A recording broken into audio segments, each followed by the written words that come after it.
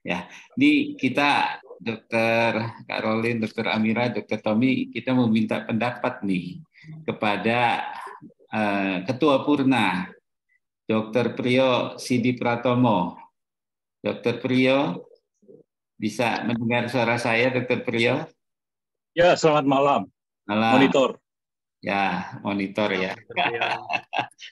Nah, ini mohonlah tadi pendapatnya setelah tiga sahabat saya ini, sahabat kita semua, menceritakan pengalaman-pengalamannya sebagai junior yang nanti juga akan menggantikan kita sebagai senior. Silakan, Dokter Priyo. Baik, selamat malam. Assalamualaikum warahmatullahi wabarakatuh. Waalaikumsalam. Salam sejahtera, salam sehat buat kita semua. Saya harus mengatakan, mendengarkan podcast malam ini, mendengar tiga orang tadi, manusia-manusia kuat. Saya kalau ingat lagunya Tulus tuh ya, manusia-manusia kuat, manusia-manusia tangguh. Ini dia orang ini.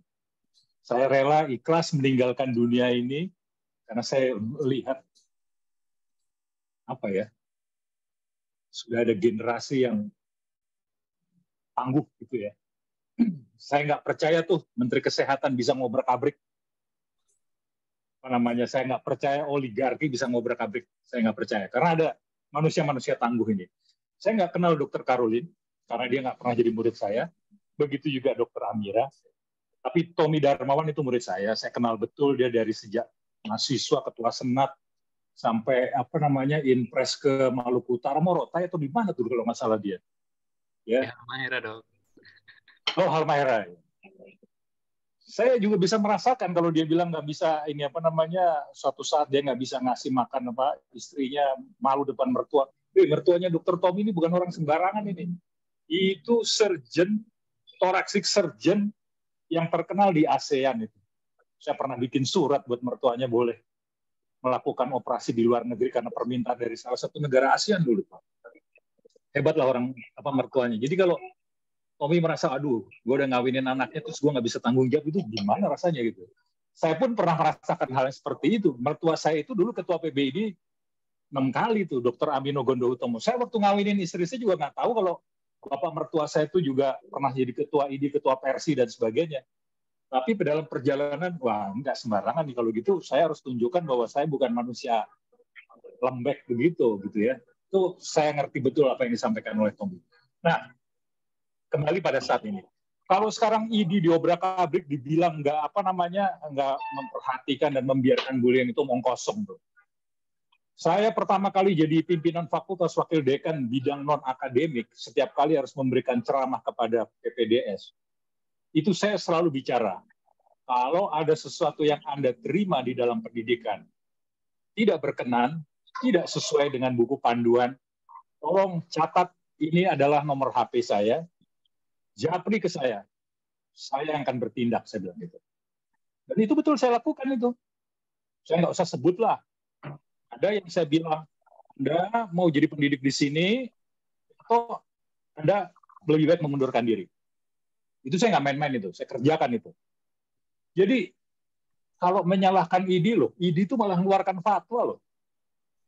Fatwa itu kenapa? Karena saya 3 kali menjadi ketua 2 periode jadi ketua MKK, terakhir saya menjadi ketua Dewan Penasehat. Ketua Dewan Penasehat yang terakhir itu manakala almarhum Pak Broto menjadi ketuanya, lalu digantikan Dr. Bokofisa. Target saya di kepala saya adalah fatwa tentang bullying ini harus keluar. Ini suatu bukti bahwa siapa yang mengatakan ID membiarkan ini, siapa yang mengatakan ID istilahnya menyumbangkan hal-hal seperti membiarkan, nggak ada itu. Ngomong kosong itu Menteri Kesehatan tuh ngomong seperti itu. Dia mendengarkan dari orang-orang yang kepalanya nggak ngerti apa-apa.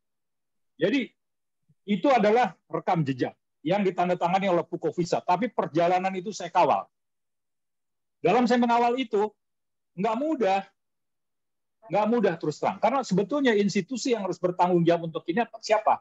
Ya pemerintah lah. Tadi Tommy sudah cerita bagaimana pemerintah nggak mengeluarkan duit dan sebagainya. Lalu itu ditimpakannya kepada orang lain. Itu kan kesalahan pemerintah. Entah itu melalui Kementerian Kesehatannya, entah itu melalui Kemendikbudnya, yang tidak memikirkan hal itu. Tadi dibilang gaji PPDS itu di bawah apa namanya UMR. Tapi saya salut dengan manusia-manusia kuat ini karena dia berani menantang hidup gitu ya. Nah, jadi dia ada kontribusinya. Di mana rekam jejaknya Iliad itu 1 Maret 2022. Itu adalah rekam jejaknya bahwa ID menyatakan kita nggak suka bullying. Kalau Menteri Kesehatan sekarang teriak-teriak, oh Anda telat, Anda ketinggalan kereta, ngapain Anda teriak-teriak itu? Itu perbaiki saja 9 dari 10 tugas yang diminta dan dijanjikan itu dikerjakan lah itu. Satu, ya saya bantah itu. Yang kedua, saya setuju dengan yang dikatakan tadi, bahwa bullying itu kerjaan oknum, bukan kerjaan institusi secara keseluruhan, apalagi itu kerjaan ID, apalagi itu kerjaan senior ID. Usia saya ini sudah 65 tahun. At the end of apa namanya pemberian services ya, saya udah paling tua lah barangkali. Saya katakan itu oknum kenapa? Sekarang tinggal ketegasan dari pimpinannya saja. Saya pernah menjadi dekan di Fakultas Kedokteran Negeri ya. Sebelumnya Fakultas Kedokteran Negeri ini adalah suatu fakultas kedokteran swasta. Apa yang terjadi? Jadi setiap kali sidang skripsi itu, mahasiswa tuh ada yang bawa bingkisan dan sebagainya gitu kan ya. Terus menyediakan makan-makan dan sebagainya. Saya keluarkan surat keputusan dekan. Saya melarang semua staf pengajar menerima bingkisan, menerima makan-makan dari para murid. Kalau ada sampai terjadi itu, saya akan melakukan tindakan hukuman. Itu masih bisa dilihat rekam jejaknya. Tapi nggak tahu setelah saya tinggalkan Fakultas Kedokteran itu, apakah masih subur yang harus seperti itu? Dan itu sampai terjadi begitu, kenapa? Karena pada waktu itu memang direstui sama pimpinan fakultasnya. Maka itu bisa saya katakan oknum. Tapi pimpinan fakultas yang sebelum-sebelumnya nggak ada yang seperti itu dalam saya lihat jejaknya. Jadi ini memang kerjaan oknum-oknum yang tidak bertanggung jawab. Dan siapapun yang menjadi pemimpin harus paham tentang hal itu. Itu saya luruskan itu, hal-hal seperti itu. Jadi kalau menurut saya bullying itu ada bullying itu. Siapa yang kerjakan? Oknum. Tapi kembali lagi, tadi yang saya lihat 3 anak-anak ini manusia kuat. Dia melewati bullying itu tanpa merasa itu dibully. Bahkan dia mengambil sisi positifnya. Tetapi kita sebagai senior, sebagai pemimpin, kita juga melakukan tindakan-tindakan untuk menghentikan hal-hal seperti itu. Kalau dibilang itu tadi dia apa namanya dibicarakan di PPDS ya. Sekarang saya cerita, ini di pendidikan S1 undergraduate. Suatu ketika saya akan menguji mahasiswa dari Fakultas Kedokteran swasta. Uji radiologi ini. Tiba-tiba mahasiswa itu rame-rame bawa makanan, bawa segala macam dan hadiah. Terus saya bilang, ini siapa yang mau bikin pesta? Ada rencana apa pesta? Enggak dok, ini memang tradisi kami. Saya rasa, saya nggak pernah bikin tradisi itu, saya bilang gitu. Siapa yang bikin tradisi itu? Saya bilang, kamu keluarin uang itu dari mana? Iya dari orang tua dok. Siapa orang tua? Iya bapak. Kamu sudah sekolah di sini, masih harus mengeluarkan hal itu. Dan saya nggak pernah memerintahkan loh. Jadi mulai detik ini dan selanjutnya kalau kamu masuk departemen saya, karena kebetulan saya ada di rumah sakit itu dan saya pimpinannya, tidak boleh membawa apapun untuk kepentingan apapun yang terkait dalam pendidikan. Kamu nggak boleh traktir kita, kamu nggak boleh ngasih-ngasih apapun juga, nggak bikin pesta-pesta. Kalau mau bikin pesta, saya yang bikin pesta. Saya katakan gitu. Udah, tak terjadi. Tapi saya wawancara, gimana sih kamu dapat pekerjaan itu?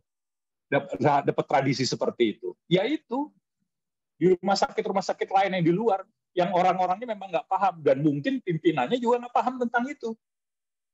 Bukannya nggak boleh mahasiswa memberikan sesuatu sebagai ucapan tanda terima kasih, tetapi pada sistem yang benar itu nggak boleh terjadi. Pada waktu Fakultas Kedokteran Negeri itu yang sebelumnya swasta, saya minta wakil dekan bidang non akademik, kamu keluarkan unit cost setiap kali ujian skripsi atau tutorial, siapkan unit cost untuk para dosen itu makan minum kalau dia harus sarapan atau dia harus makan siang. Saya bertanggung jawab, saya katakan gitu. Tapi memang saya harus mengatakan bahwa negeri ini memang, aduh, kalau saya mesti keluarkan kalimat yang kasar nanti kayaknya bukan kayak model dokter gitu ya ucapannya. Memang nggak dibikin unit cost itu gitu ya. Mungkin dibikin unit cost itu, tetapi nggak dikerjakan dengan baik. Tadi seperti undang-undang pendidikan dokter telah mengatakannya gitu kan. Jadi sebetulnya kalau pemerintah dalam hari ini Menteri Kesehatan mau mengatakan hal itu, sumber asal muasalnya itu ya kalangan kamu sendiri itu Menteri Kesehatan, oleh kamu sendiri itulah yang ada di kementerian. Itu yang brengsek semua, saya bilang gitu. Saya maaf, saya berani berbicara ini dengan dasar fakta. Saya nggak peduli, saya udah mau pensiun kok. Mau ngomong apa mereka? Tapi saya bangga dengan 3 orang manusia kuat ini yang luar biasa. Saya kira itu Kang Hadi untuk komentar saya. Terima kasih. Wassalamualaikum warahmatullahi wabarakatuh. Terima kasih, Dr. Priyo. Ini nggak kalah semangat dengan Dr. Amira ini. Ya, baik. Terima kasih telah memberikan wejangan buat kita yang junior juga, termasuk saya adalah junior. Ya, kalau di antara berdiri bertiga, ya sedikitlah seniornya ya, karena rambutnya udah mulai dicat putih ya. Udah mau jadi orang putih, tidak hitam lagi. Terima kasih, Dr. Priyo. Nah, sekarang Dr.